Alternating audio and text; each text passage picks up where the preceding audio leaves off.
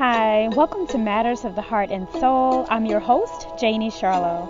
Matters of the Heart and Soul is a podcast to raise awareness and awaken humanity to all that is within. We want to be a beacon of light on your life journey.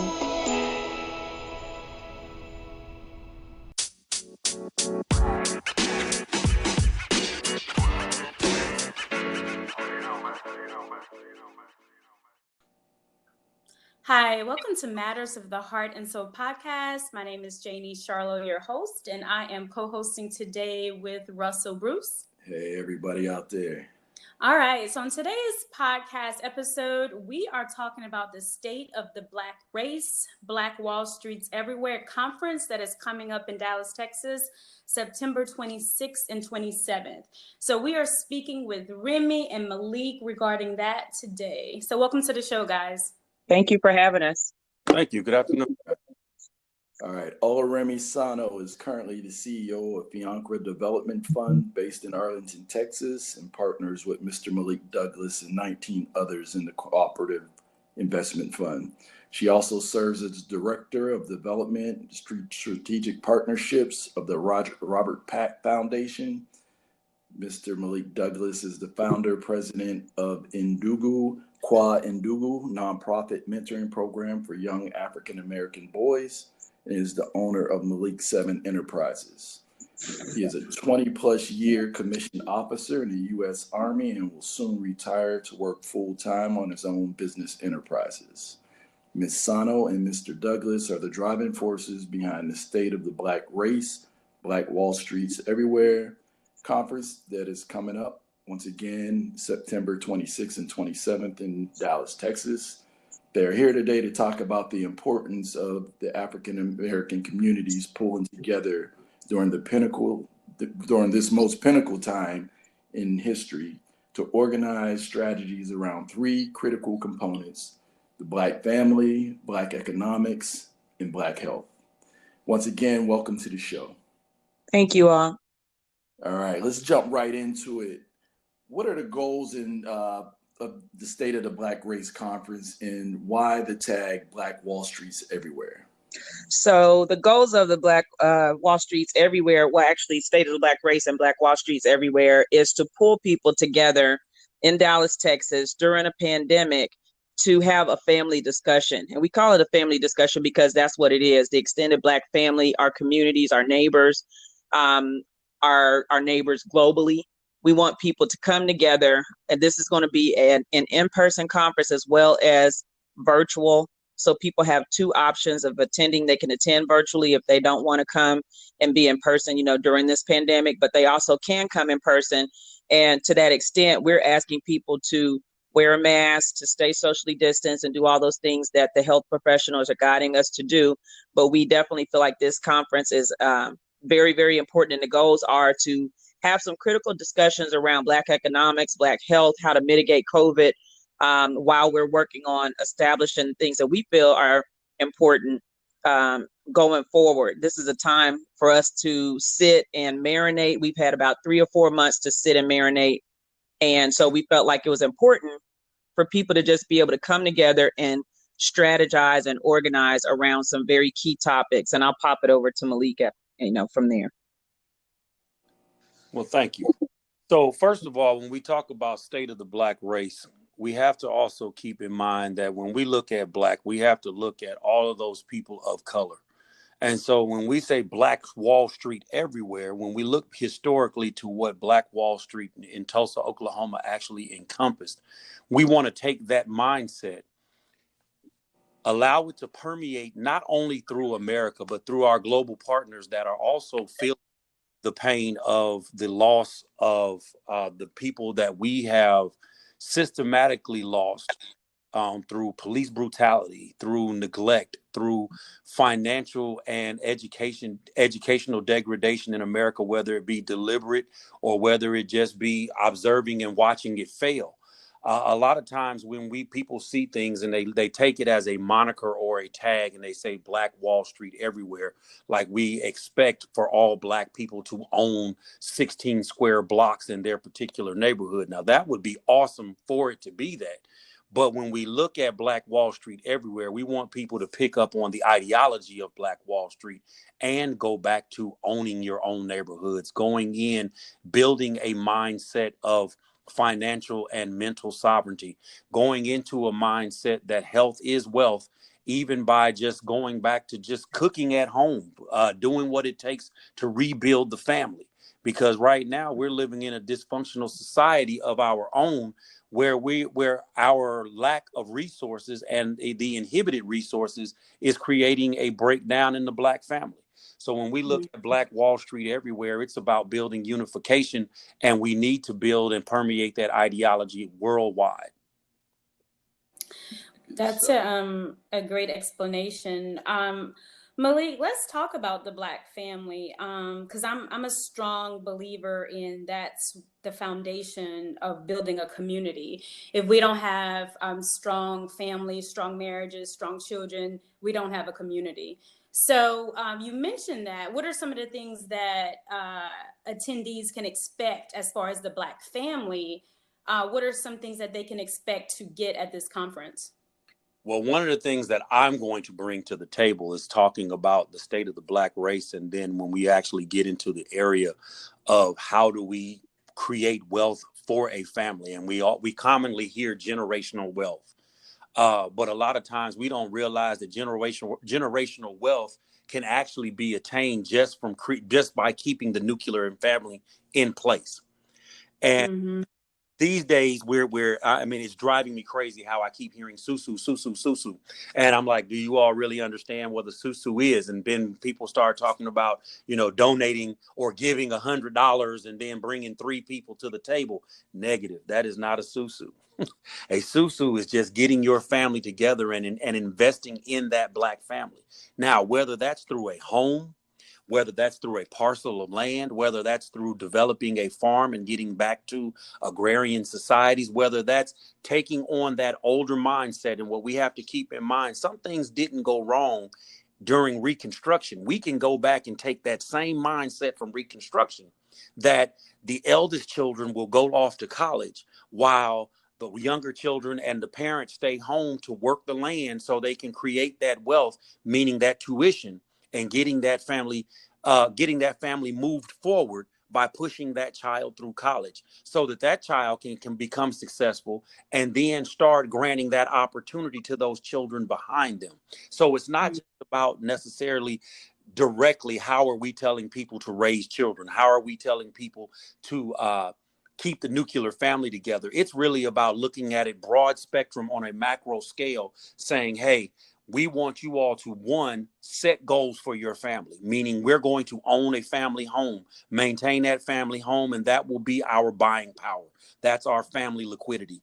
How will we keep our family together? We will work on our relationships, our familial relationships, because a lot of times we tear down families through divorce, and then hence there's a splitting of that wealth.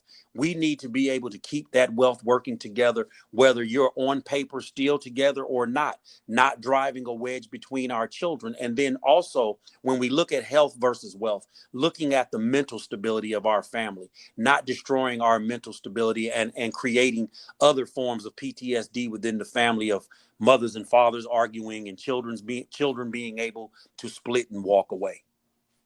One more thing I want to add to that, that we have, that's going to be, first of all, children can attend the conference, the 2 days. The parents should come with their children because, for me, this is a working conference. This is not something where we're going to get together and, hoop and holler and watch people pontificate and we're going to be clapping because people are speaking well. This is totally the opposite.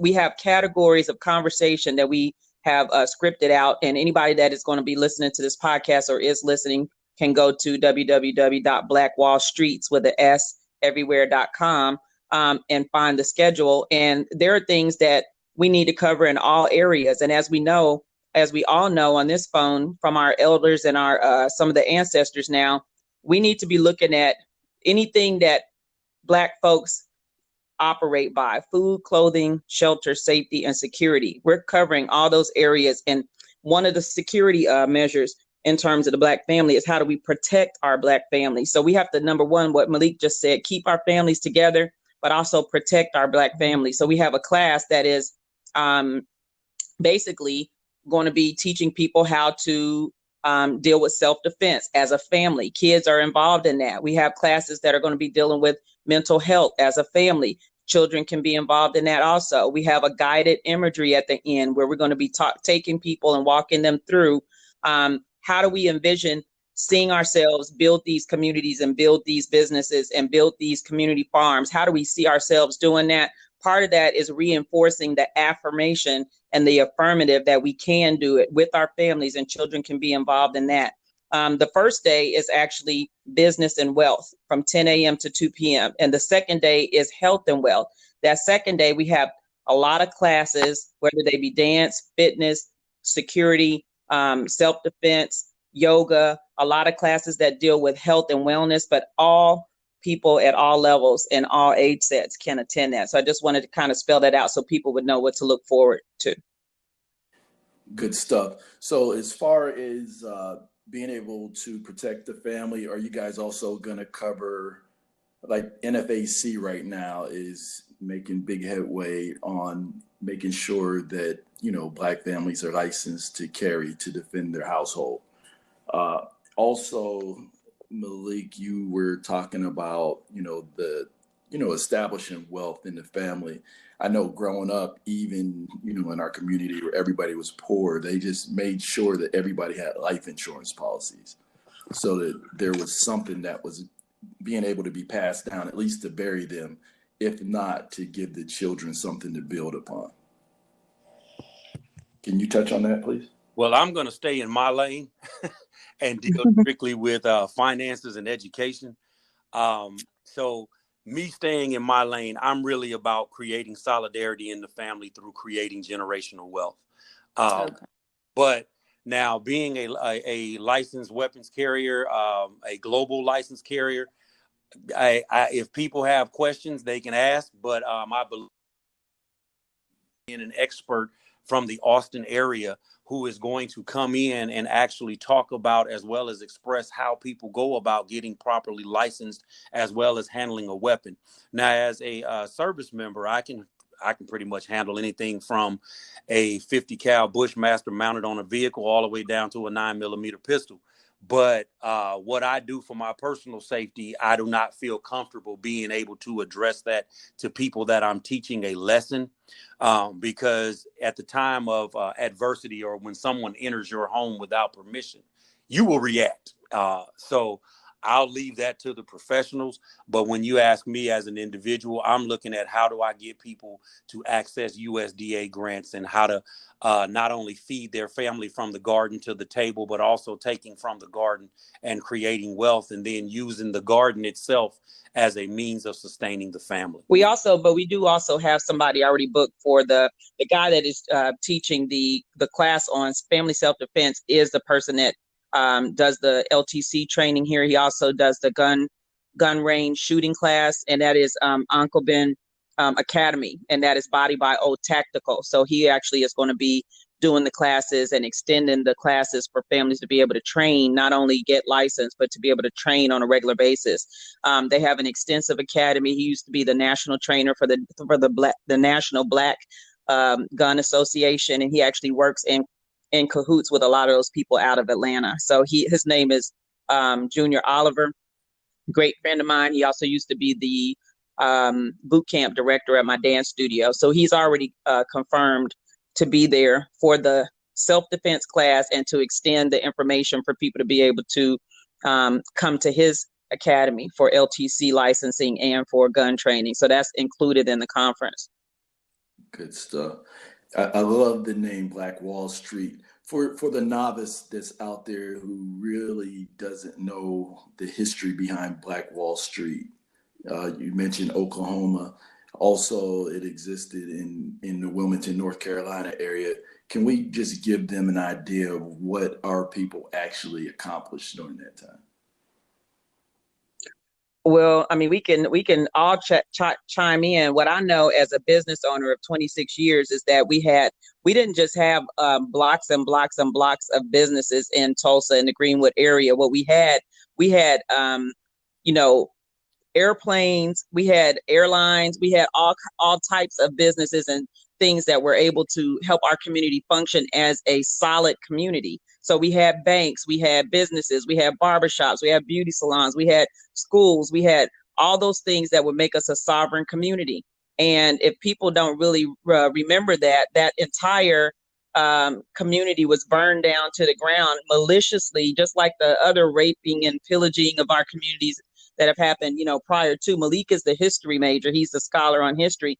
But for me as a business owner, what I know and saw is that we were at various times in this country able to operate as sovereign communities. And Black Wall Street is one of the places. You can look at places in Harlem. You can look at places in California, Baldwin Hills. I mean, there are a lot of places where people established Black communities and had established businesses that fed every single thing that we needed. If you look at the current Asian communities and how they set up when they set up in different places, they have banks, bakeries, barbershops, beauty salons, anything that they need, they service their own community, grocery stores, anything, rental facilities. And those are the types of things that we had that were burned down maliciously, in Tulsa. So I know Malik can extend on that from a historical standpoint.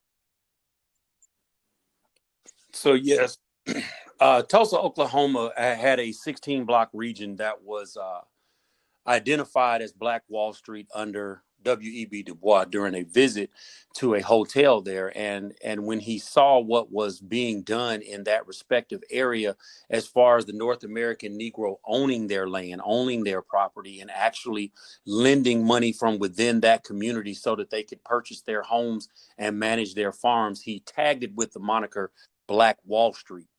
But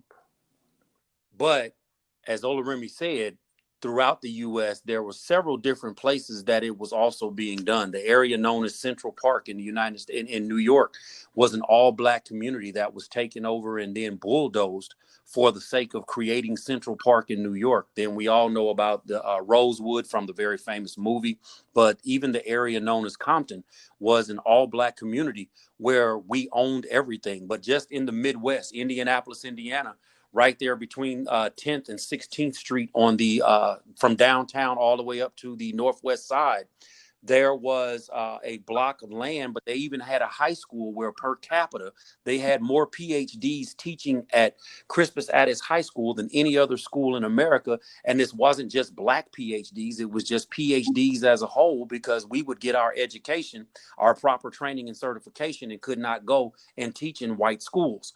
So when we talk about Black Wall Street, it's not just what Tulsa, Oklahoma did, but we have to look at the Greenwoods. We have to look at the Greenbriers. We have to look at the area which is known as Paul Quinn right now. We have to look at Southeast Dallas and what all they did, the southeast side of San Antonio, and what the North American Negro and the indigenous people, as well as the Mesoamericans, did in those areas to allow them to grow on their own. So when we look at Wall Street, when we look at Black Wall Street, we should not just be sucked completely in on what they did in Tulsa, Oklahoma, although that is what is known more prevalently as Black Wall Street because of Dr. Du Bois. But the bottom line of it is that these things were being done all over America, to include the Virgin Islands. And we have to kind of tap into what they were doing, meaning internal resources, to bring that mindset back and then to see if we can start it all over again. That's great insight. And we talk about mindset. As far, what is the most practical mindset the Black family can have right now in the middle of this pandemic, in getting to the place of Black Wall Streets everywhere? Because we have to adapt the mindset first. So what's the most practical way to get there? One of the most practical ways that I think is important is to teach in your home, each one teach one. And that is that if you can do it, somebody else can do it, whether that is growing food, whether that is sewing your own clothes. I know one of the things that we're going to be covering is rites of passage for girls and boys. We won't have a segment on that, but we'll talk about the importance of it, because that's something that is a cultural construct that was taken away from us when we got to this country, and we're reinstituting that in a lot of ways. We need to be able to, basically help people understand why you need to pass information down, why information transmission is important. And that's one of the most important cultural constructs. So one of the basic things that families need to know in regard to mindset is, how do we rear our children in a way where they then go back and rear their children in the same way, and they can continue to pass these things down, so that we don't see these things as new and novice and only somebody outside of our community or outside of our house can do it. I have a friend in Atlanta. He and his wife, they made a full family plan for 7 generations. Literally, they made a full family plan for 7 generations, meaning that they wanted their children to understand that when they pass away and make a transition, they want them to carry on the same values that they carried on. They want their children's children to carry on the same values and the same home and the same land that their parents passed down to them. That's a different type of thinking. So those are very basic types of things, but we get those things when we continue to bring back the cultural constructs that we had. Rites of passage teaches girls and boys how to cook, how to clean, how to sew, how to organize themselves, how to relate to men and women, respectively, how to run a marketplace. There are a lot of things that we're taught in rites of passage. And guess what? In most African countries and most African communities, you can't go on to adulthood without having passed through rites of passage. And then you have manhood and womanhood rights, when you become an adult. So there are some things that you can't do, as an elder, if you don't go through further manhood and womanhood rights. So, that's a long answer to a short question, but those are some very basic ways to think. Each one teach one. Mm-hmm. Yeah. I love the answer beautifully. I love that one right there. You beautifully described it all, because I always ask the question as men, how does a boy know that he's become a man if there's no rites of passage? Because it's definitely not just an age thing, because we see grown men in their 40s and 50s that still act like boys or just males, right? Right. And I just think there's a process to it, because, before we can even comprehend generational wealth, we need to get the basic practical mindset of a family. And like you said, the rites of passage, becoming a young woman and a young man, like what is that as a Black family? So I just think we there's a process, and we're all on different levels. But I think if you're thinking about the average practical Black family that's being affected, especially right now, most of them are in survival mode. So, what are those skills? And will there be something else at your conference other than the self-defense that attendees could get on the very basic practical skill level? Well, first of all, we have the very first thing that people are going to be getting is they're going to be getting a walkthrough of some of the practical ideas that people have already put in place. We have business owners that are coming together for the first day, business and wealth. And we have people who have actually started right where you all are starting right now with a podcast, right? A podcast is something simple. It's something that people can tune into on a regular basis. It's something where people can come for regular education. So we have one of the best out there right now, Mr. Rashad Bilal, coming in to talk about how he started his podcast, which is at the top 10 right now of all podcasts in the United States, the top 10 on business. And what he does is instead of waiting for people to have to go through a 4-year university program, he and his partner created something called Earn Your Leisure University. How do you earn your leisure? You study, you go learn the things that you need to do to make your lot better. You can pick up information about real estate. You can pick up information about nonprofits. You can pick up information about how do we repair the Black family. You can pick up information about how do I get involved in social justice initiatives. All those things are on one podcast. So we have somebody doing the same things that you all are doing. And to that extent, that's very important, because now we can say Black people need to have and create our own media spaces, which is what we're doing. We're creating media spaces that basically allow us to be able to put information out and teach families what they need to do. So we have that on the first day. The second day, something very practical that families can do is we have to be able to teach people how to deal with their health in a very practical way, because you can't do anything and you can't be anything for anybody if you don't have good health. So we have a doctors panel coming together where we have medical doctors, we have neurologists, we have chiropractors, we have people coming from the mental health side of things, all coming together to talk about some very basic things that people can do to mitigate COVID, as well as to help just drive better health in the Black community. So those are some very fundamental things that we can start with. I don't know if Malik has some additional things, but those are some of the ones that we're starting with at the conference. That's awesome. Well, I mean, you're being very modest about the nuclear group that we have, because actually the people that are centralized in Fihankra, we actually bringing in several long-term educators. We're bringing in coaches at the collegiate level, and we actually have a chef that is going to come in. He's of the Nation of Islam, and he prescribes to Eating to Live by Elijah Muhammad, but he has actually written a dietary needs book. So when we talk about keeping the family together, growing the family, what are we doing to develop the family? Actually, Chef Brandon is going to talk about coming back and getting back from actually working with our hands, getting into the garden, going back to canning food straight from the garden to the table. One of the things that we've started in Fihankra was a community garden. But one of our near-term future plans is to actually create a community actual garden that will create wealth. But at the same time, from that, we want to create either a bed and breakfast or a nice little brunch and lunch spot where you can go and we can pull your food straight from the garden, rinse it, clean it properly, and then prepare it.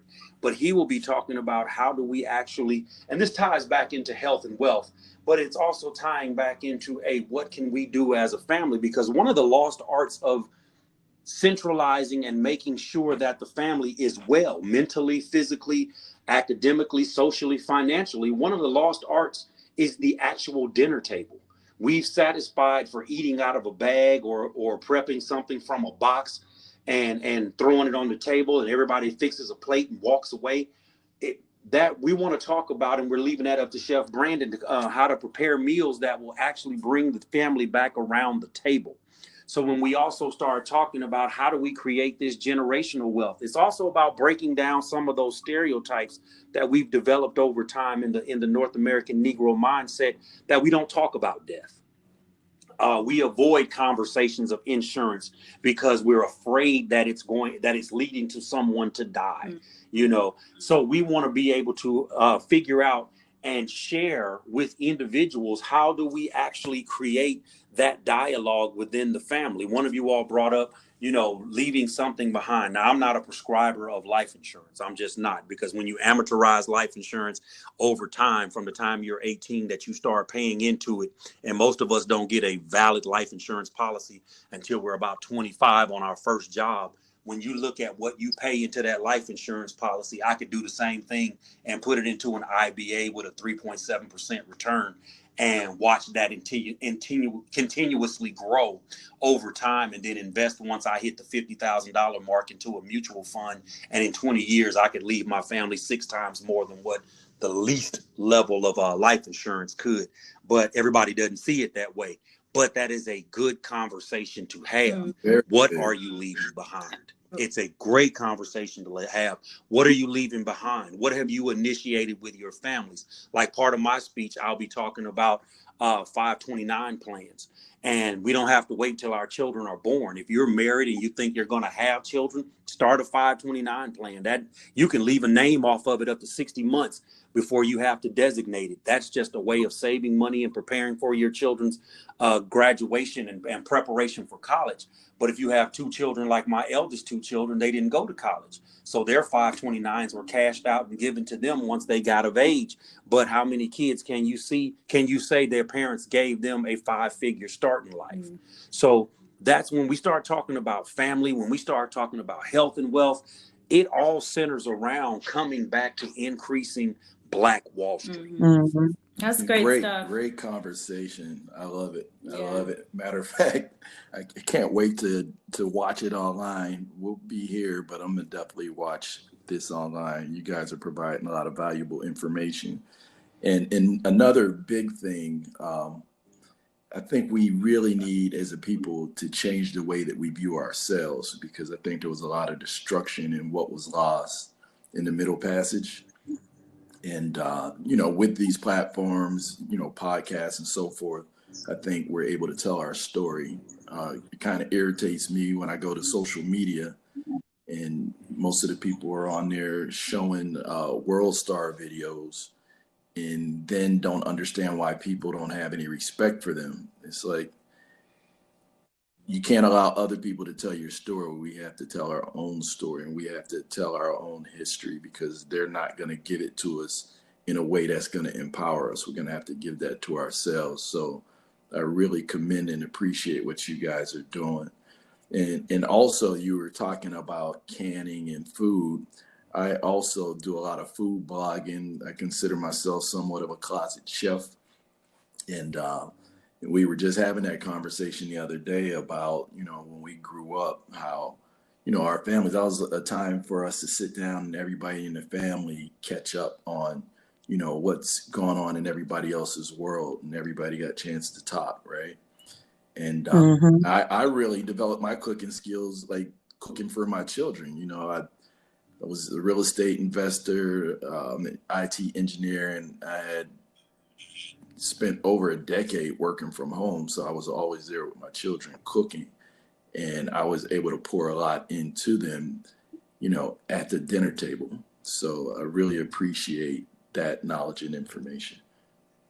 Well, we have, Russell, you mentioned two really important things. One is very, very dear to my heart because I wrote a book on it, and that is how we see ourselves. And my book is tailored toward young girls and women, but also toward men. And the funny thing is I have 40% readership is men who want to know about the topic, or who want to have conversations about the topic in a way where they won't get attacked and eaten alive for having an opinion. And the book is called On Purpose: Big Lips, Botox, Blonde Hair, and Big Booties. And it's American women's fascination with falsehoods in the midst of social change. And why I wrote that back in 2018 is because we have to start internally in our families with, making sure that people understand who they are and who we are phenotypically, culturally, socially, and making sure that we really, really give each other the time to express the ways that we need to express who we are naturally and authentically. That's important for me as a woman, as a Black woman, as an educated Black woman, as a person who has total value and sees total value in her culture. And we want to be able to pass those things on to young women, but we also want our men to feel the same, that we don't want people to start their life out thinking that they are behind somebody in any kind of way. We are first world people. We know that, and we should be passing that on to our children. And one way to pass it to our children is at the dinner table. I just want to give you a couple of props real quick, Russell, because I've known you for a long time. I watch you cook all the time. Me and you used to pop around on each other's posts, and especially cooking posts and food posts and stuff like that. But part of the nurturing of families comes from the food that you serve at the dinner table, and comes from the conversations that you serve at the dinner table. But that's also where people find their worth in a lot of ways, where parents are making sure that their children feel loved, having conversations with their children and hearing their children out about things that they like and that they love, and making sure that men and women hear each other out, regardless of whether it's something positive or something that they have to work through as an obstacle in the family. So for me, a way to address part of that was to create a small book that was able to really open up the conversation of who are we authentically, who are we?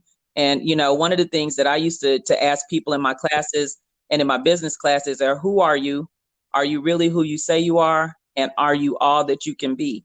If families concentrated on those three things, which I learned a long time ago as an undergrad in college, those three things right there will keep you busy lifelong. So you don't have time to be in somebody else's business. You don't have time to be on World Star. You don't have time to be staying in the side of the paradox that I call usism, because you have racism, but we also have usism. And the usism is what kills us. The attacks against each other, the hyper, what do you call it? I'm gonna just say hyper media aspect of always putting something on blast and putting people on blast and that kind of stuff that's very destructive. So for me, it basically is an opportunity to talk about, we need to get those opportunities more at the dinner table where we could talk about, who you are and, what you about, what did you do today? What was your week like? The things the intrinsic things that really bring values to families. Kids, I don't even think take enough time to sit down and talk to each other or talk to their parents or be heard. Everybody's on the move all the time. And I think that's one of the blessings actually of COVID, that we had to sit down. We had to be still. We had to start cooking. Some people started growing food even on their porch, So that conversation about who are we is extremely important. And the food ways and bringing those food ways back and having people sit down at the table is one of the best ways to do it in a basic way that doesn't cost a lot of money. Good stuff. Yeah. One other question, and then we can move actually into the Fihankra development, and you guys tell us a little bit about that. Before we move from the Black family, is there any component in the conference on spirituality? Because African Americans, there's a strong basis on spirituality. And we know that anything that manifests on the physical, it first occurred spiritually. So is there any parts in the conference on that?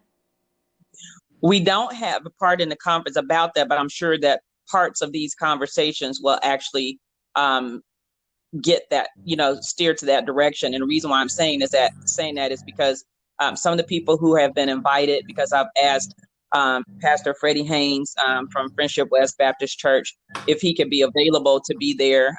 Many people know him from being one of the most outspoken pastors in the Dallas-Fort Worth area, and also from being a freedom fighter on the front lines in the Dallas-Fort Worth area.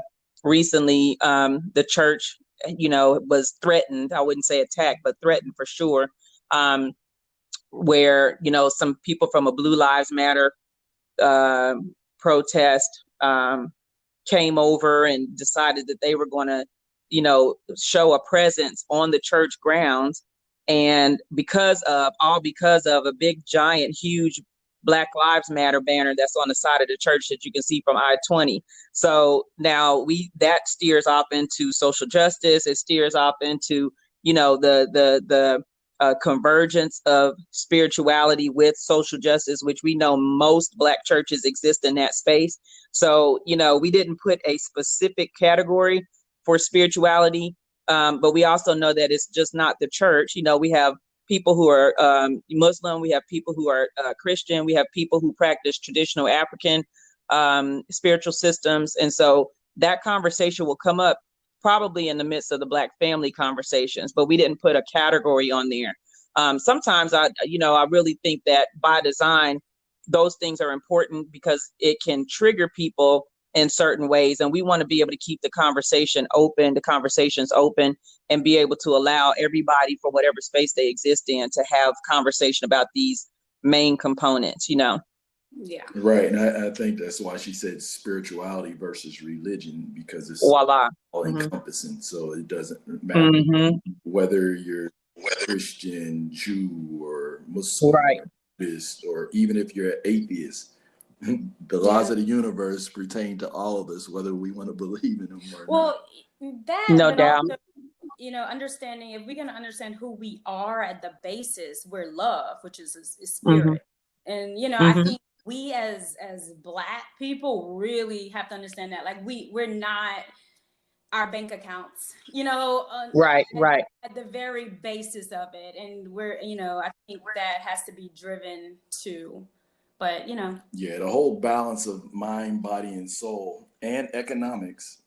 But at the end of the day, if your soul's not right, you're going to have a hard time getting along with other people. You were mentioning out of the backbiting, things of that, because we were destroyed spiritually. Not only was our land colonized, God was colonized, our minds were colonized. So, but I get that. But I love what you guys are doing. So let's move on to talking about some of the things you guys are doing right now as far as cooperative economics at Fihankra Development. So, Fihankra Development Fund was actually born during the pandemic. And so what we did is it actually started, most of us, I know most of us on this phone operate in this space already. So what I did during the pandemic at the very beginning, I got on social media because I was really concerned about seeing a whole lot of people that started taking to Zoom. They were learning about Zoom. It was great. I wasn't concerned about them using Zoom, but what I was seeing as a trend was a bunch of people were starting to convene every Friday on Zoom to have cocktail hours, right? And so people are doing what they see in,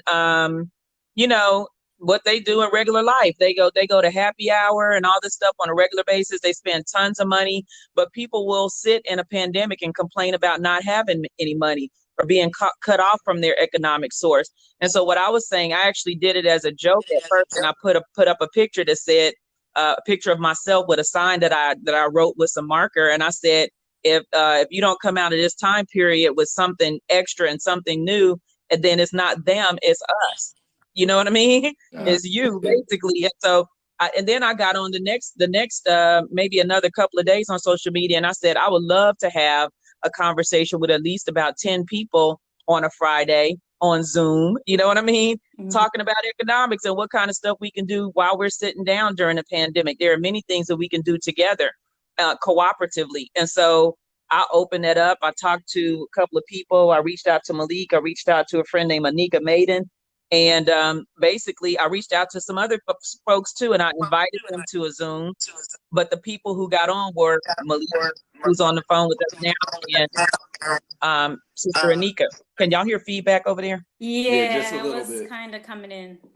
Okay, I haven't moved. I just started hearing that myself. Anyway, those are the two that responded. So from that conversation, that initial conversation, I think, Malik, that went about 2 hours or so.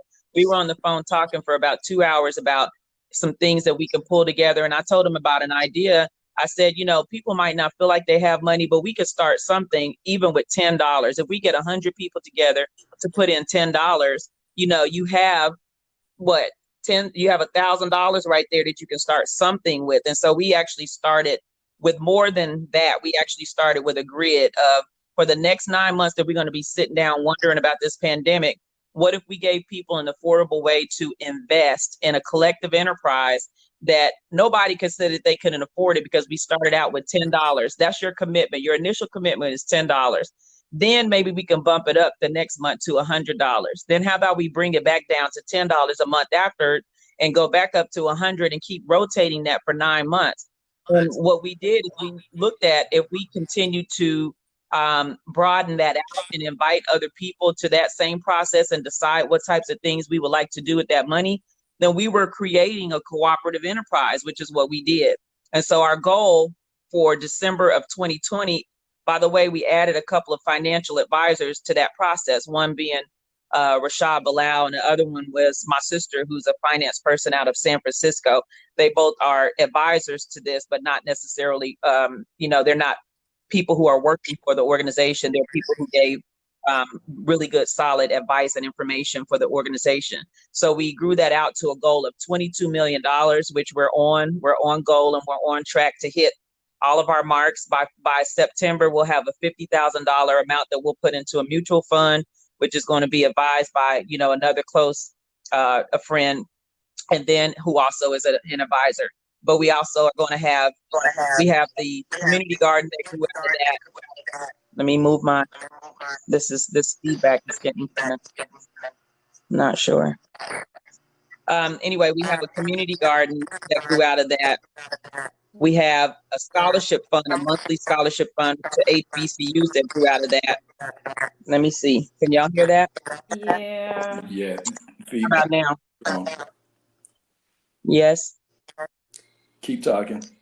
Okay, so we have a monthly HBCU scholarship fund that grew out of that, where immediately we started doing $1,000 to a different HBCU every month. We created the George Floyd Scholarship for Social Justice Reform at Grambling State University. We then created the Elijah McClain Scholarship for Freedom and Justice at Southern University, and the third one is going to go to Florida A&M University. And so for every single person that was murdered in the streets or murdered in their homes or, fell at the hands of police brutality, we decided we're just going to make a scholarship in their name and honor those people and make something good out of those negatives that occurred in our community. So that's what the Fihankra Development Fund started out as. We have a lot more goals in mind, and we started teaching people how they can be a part of that by just becoming an investor, an investment partner. We actually decided to go ahead and cut that off at 100. So shared profits is very important, but also shared mindset is very important. So we won't be allowing just any old person. It's not a free for all. It's not a cattle call. This particular fund absolutely requires people having a solid mindset on, what we're doing, and a solid commitment to showing up with their minds, being part of that brain trust, but also with their dollars. And so I know Malik probably has some things to add to that, but that's where we started. That's good stuff. Yeah, but when we started looking at the development fund, it started out really just how could we realistically get something, and I commonly call it our flower growing out of the concrete. How could we actually get a flower to grow from the concrete? And what it has actually become is actually a flower bush that has literally grown out of the concrete. We have actually spawned off 7 nonprofits that have all started in this organization. Mm-hmm. One being my own, Ndugu Kwa Ndugu, which actually is Swahili for brother to brother. And it's an actual rites of passage organization that I'm starting for young men to be able to take them through that rites of passage all the way up till their 17th birthday. But from Fihankra Development, we've actually looked at creating business ventures and using that brain trust and that central organization to actually grow from just my contribution, and how are we partnering dollars so that we could eliminate some business risks, because everybody knows that when you start a business, if you're in it by yourself, if you're a sole proprietor, then you have 100% of the risk as well as 100% of the reward that's also shared with the tax man. But on the flip of it, if you can find quality partners, those who are not in it solely for the dollar, then you can actually share some of that risk where you can maximize what you bring home, as well as minimizing some of your personal overhead. And so what we've done in that organization is used our own expertise and talents to increase everybody else's goals as well as self-worth. So what we're setting out to do, and the end result of the Fihankra Development Fund should actually permeate into about $100 million endowment that any school, any student would be able to tap into, that we can actually relinquish some of those stigmas and stereotypes and those things that set us aside and those inhibitors to some students when we start looking at socioeconomic status. When we start looking at, mama made too much last year, so I'm not eligible for this. We just want to be able to reward a student. We want to reward a school, not just because you're doing outstanding things, but we want to be able to reward you because you exist.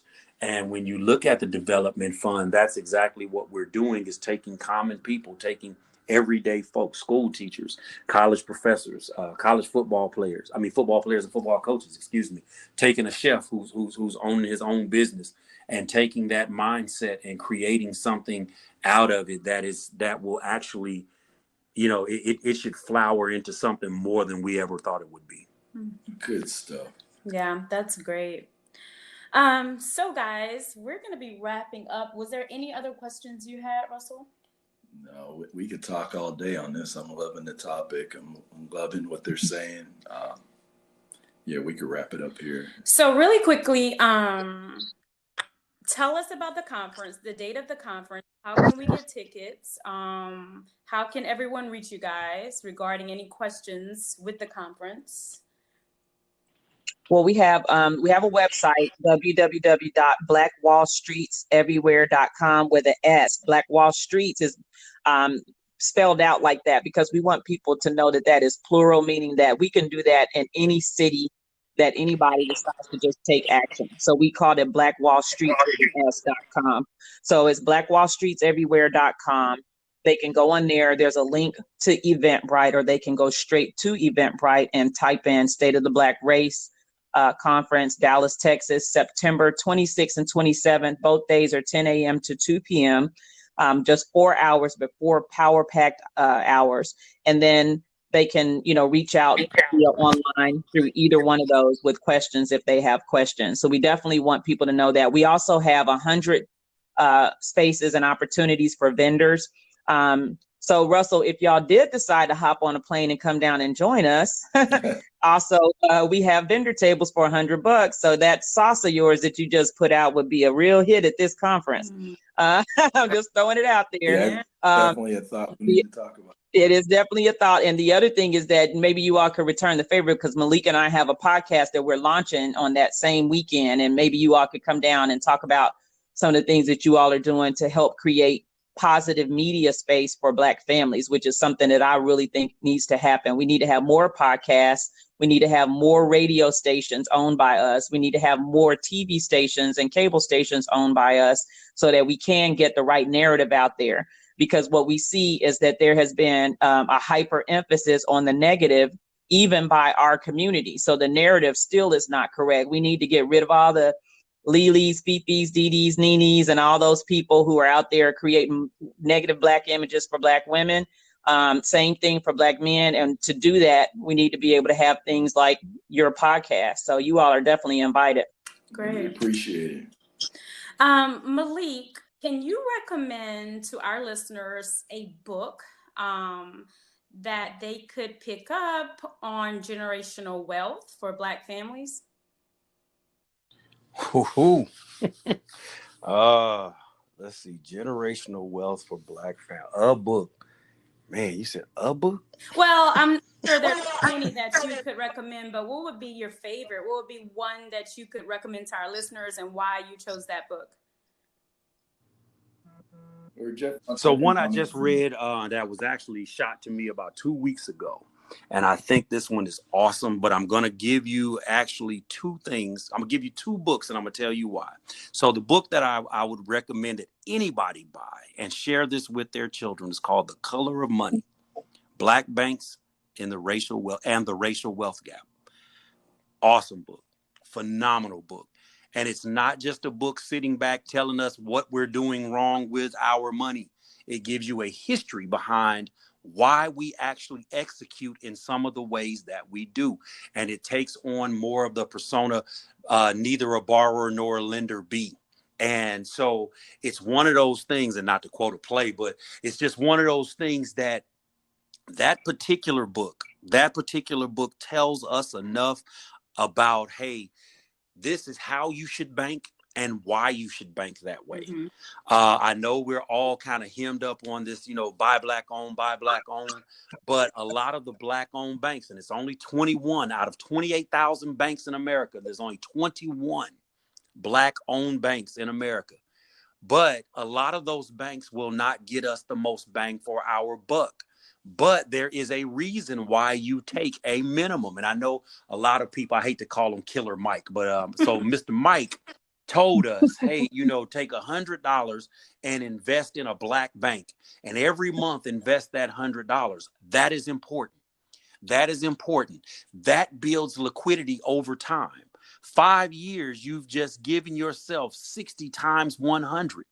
You could actually take that money and dissolve it or invest it aggressively to create more wealth. So that's why I would recommend that book.